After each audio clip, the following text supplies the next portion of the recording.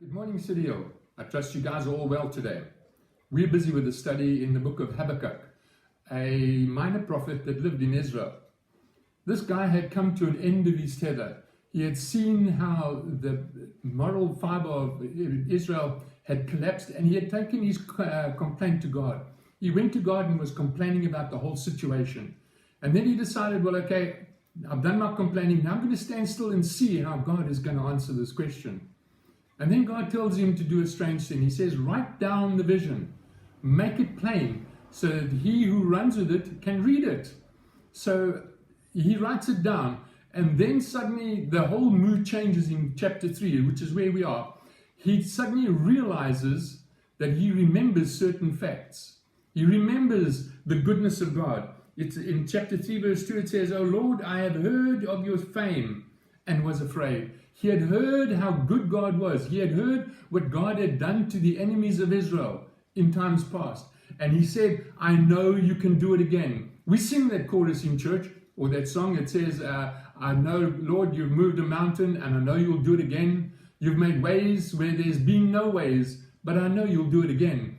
And this is the whole thing. God wants us to remember again and again his goodness, how that he has taken us from one point to another. When Joshua and the children of Israel crossed over the river Jordan, they left a huge pile of stones to remind them of what God had done as God had opened up the Jordan River and allowed them to cross over on dry land. God does these things for us in little ways all along our life journey. And we need to realize this. We need to, first of all, do what Habakkuk did. Take your complaints to God. Allow God to see what's in your heart. God knows already what's there, but he wants to see what's in your heart. Then you need to be silent, and you need to listen to what God tells you. Next, you need to write down your vision, so that if it doesn't happen now, because the vision that Habakkuk wrote down was not for a time now, it was for a time that's still to come. And if we write down our visions and the things that God gives us again and again, we can always go back to them, refer to them. We can remember what God has done. We can take those things and say to God, this is what you've promised. And we can remind God about these things. We need to remember continually what God has done for us. Jesus died on the cross for us. We remember that quite plainly, because every Sunday when we break bread, we are reminded again and again of the goodness of God, of what he's done for us.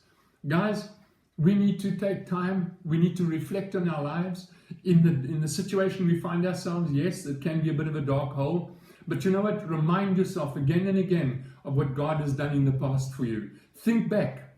Look at the little milestones that God has brought us past, and you will realize just how good God has been to us. Let us reflect. Let us write down our visions, and let us bring them before God again and remind God of what's going on in our lives. I trust this has been been an encouragement to you, and I trust, guys, that you will have a good day today.